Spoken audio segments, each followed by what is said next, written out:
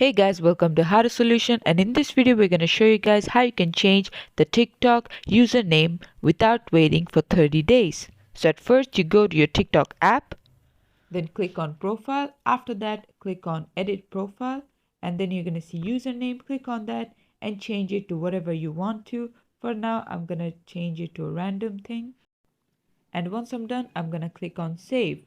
Now if I try to go to my username and change it, it says I can change it only after February 1. So what I do is I go to my settings, then I click on date and time, and then I select on the set time automatically, and then I fast forward it to a little bit more than 30 days, maybe 2 months.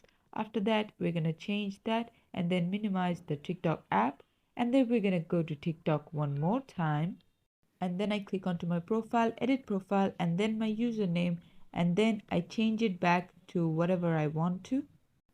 And finally I click on save, and it says set username.